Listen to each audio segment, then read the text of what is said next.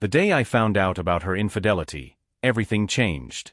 I saw my wife, Ksyusha, in my house, which was the symbol of our love, spending time with another man. This moment came as a shock to me, not because I didn't expect infidelity, but because it was so obvious. I, the silent observer of this horror, felt my world crumbling and wondered how I could respond to the betrayal that tore at my soul.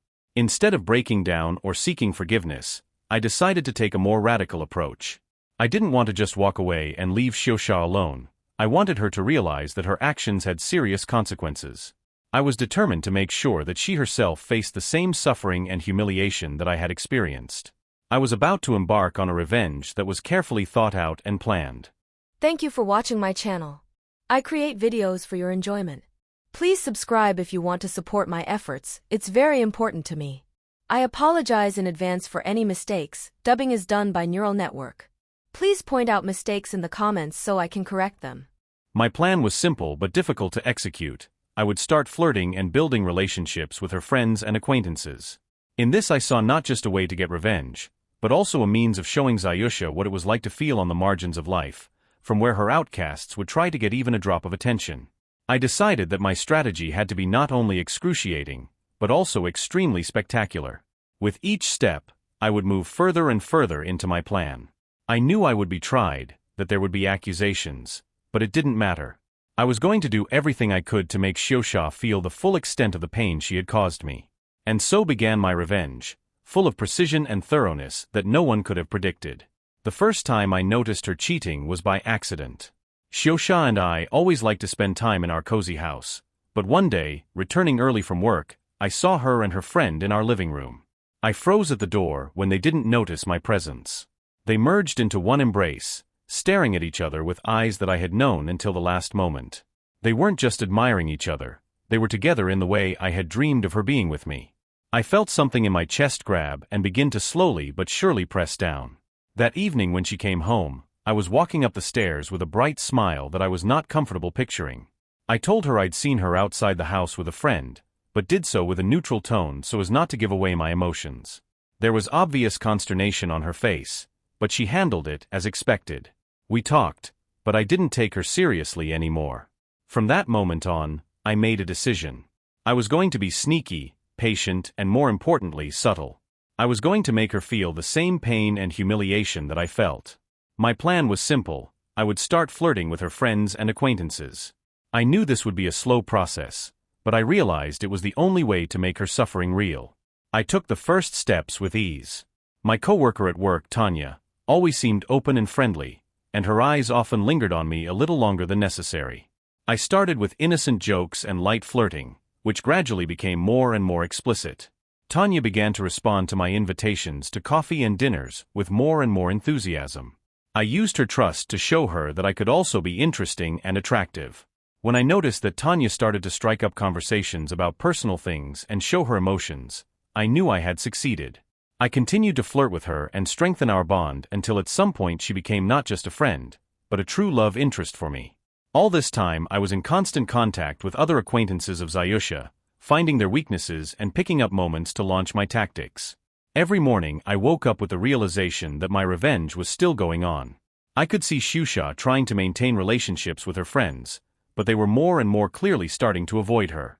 My calmness and confidence in my actions only exacerbated her internal struggle. I could feel my strategy working. Like I had once done, Ksyusha was now struggling to maintain a semblance of normalcy while her world was crumbling. One of my tactical tricks was the use of social media. I began actively posting pictures with Tanya and other acquaintances of Zayusha on my pages, emphasizing our close ties and shared activities. I skillfully chose moments and created stories that allowed me to showcase our happy life, while leaving Zayusha in the shadows and in constant worry. I knew that this would not only torment her, but also make her jealous of her former girlfriends who, although unhappy with her, now saw her losing her loved ones. I also started teasing Ksyusha when her friends and acquaintances came to my events. At another party, I sat down at a table with a group of her former friends and started telling stories about how she didn't appreciate her real friends and how she had a hard time dealing with her own mistakes. These conversations were full of sarcasm and reproach, which contributed to an even greater disconnect in her surroundings. Tanya, whom I was increasingly including in my plans, began to act as a guide for me, helping to attract other acquaintances of Zayusha. She started telling them about what was going on between us, embellishing the details and making my victory over Xiusha even more obvious. Each new conversation about how Zayusha supposedly disappointed me and did not meet expectations created additional tension and accelerated her social decline. Once, I organized a party to celebrate the achievement of my work goal and invited everyone I could. Xiusha, seeing how many of her former friends attended my events, experienced a real shock. She came to the party in an attempt to restore her connections, but her attempts were completely futile. I played the role of a successful and confident person, and Zayusha looked like a helpless and aloof person. This difference only emphasized her defeat. Meanwhile, I began to intensify my financial manipulation. I deliberately sold some of the assets that Xiusha and I were acquiring together and used the money to strengthen my position. These actions not only reduced her financial security, but also made her dependent on me, adding another level of humiliation. I also organized several small gatherings and dinners with her former friends to further emphasize her downfall. In each conversation, I tried to use her past weaknesses and mistakes to make her situation even more painful. All of these actions left Xiusha with no chance of regaining her reputation or improving her situation. When I noticed that her financial difficulties were beginning to pile up, I used the situation to my advantage. I placed additional restrictions on her access to shared finances and began openly discussing these problems with our acquaintances to add even more shame and tension. I knew that each such move only made her situation worse and emphasized her powerlessness. Xiusha began to experience health problems due to the constant stress and anxiety. I noticed this and used her condition to add fuel to the fire. In conversations with her acquaintances, I began to allude to her nervous state and instability, which only exacerbated her isolation and depression. At the same time, I was becoming more and more active in strengthening my relationship with Tanya. We started spending weekends and traveling together, which only confirmed how much I had in my life, unlike Zayusha. These actions were not only to enjoy the new company, but also to further emphasize her loss and disappointment. Xiusha, already completely crushed and devastated, tried to seek help from people who were once close to her, but she soon realized that her efforts were in vain. Individuals who had once been her friends now avoided her, and many even openly discussed her problems. She found herself in a position where every appeal for support turned into new frustrations and painful experiences. Seeing her desperate attempts to return to a normal life, I decided to take the final step in my revenge.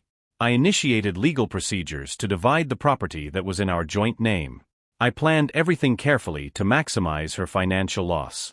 My actions not only completed her financial downfall, but made her situation even more tragic. I knew this move would permanently undermine her attempts to recover. At the climax, I organized a grand scandal to finally sever all ties between Zayusha and her past. I arranged a meeting at work, where I openly and publicly discussed her mistakes and failures, passing them off as personal failures. This was the moment when her reputation finally collapsed. I used every opportunity to make her public humiliation as painful and obvious as possible. Xiusha was forced to face the consequences of her infidelity in the most brutal way. Public scandal, financial ruin and social downfall left her with no chance of recovery. Her life was ruined, and every effort she made to regain her former life only added to the misery and emphasized her downfall. When everything was complete, I looked at Xiusha with a sense of deep satisfaction. I saw her struggling with the last vestiges of hope as her life became a series of failures and difficulties. All that was left for her now was to repent and try to find new ways to survive, while I enjoyed my new, successful and carefree life. My revenge was complete. I had regained my dignity and avenged the suffering that had been inflicted upon me. My strategy was harsh but effective. I left Zayusha in ruins, where her own attempts to recover only increased her torment. I had gotten what I wanted and could now enjoy my life in peace, knowing that justice had been served, albeit by brutal means. When everything I had set out to do finally happened, I felt not only satisfaction but also a certain emptiness. I achieved my goal, but over time I began to realize that revenge, although it was sweet, did not return to me the lost harmony and happiness. Xiusha was left shattered and her life had obviously become a continuous struggle for survival, but what did that change in my life? I noticed that over time my attention to Xiusha and her plight became burdensome to me. The constant observation of her suffering, which I had caused myself, became a burden.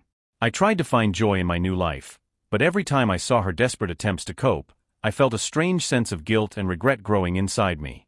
Her former friends and acquaintances who had once discussed her mistakes now began to avoid discussing her situation. Those conversations have moved into the shadows, and I've noticed that even those who helped me in my revenge have begun to distance themselves from the whole affair. Xiusha was left alone, and even her former allies weren't willing to support her, especially since they had also been victimized by her in some way. My life became different, and while I enjoyed my new success and relationships, I was increasingly reminded of how much pain I had caused. I realized that in the end, all of these actions did not return happiness to me, but only created a heightened sense of internal conflict. Every time I thought about Xiusha, I wondered if my plan had been wrong from the beginning. Xiusha, meanwhile, continued her life of hardship and disappointment. I heard that she started working several jobs to support herself, and her life became a struggle for every little thing. Despite all the hardships, she did not lose her determination and continued to fight, trying to find a new meaning in life. This determination and resilience was something unexpected and even partly inspiring, despite the fact that she was my enemy. I began to think about my own motivations and goals. The revenge I had planned was proving to be not only a test for Xiusha, but for myself as well. I realized that true satisfaction and inner peace was not achieved through revenge, but rather through understanding and forgiveness. I realized that despite all my achievements, true happiness could not be based on the suffering of others. When I finally made the decision to leave everything behind and move forward, I tried to find ways to restore my inner balance. I began to engage in self-discovery and personal development to realize that true satisfaction does not come from revenge, but from personal growth and understanding. I realized that my revenge, although successful, did not bring me true peace and happiness, and this was my biggest realization. Eventually, I was able to let go of the past and focus on my future. I continued to build my life, trying not to repeat the mistakes that led to such painful consequences. I learned to appreciate the peace and harmony that came through forgiveness and understanding rather than revenge and destruction.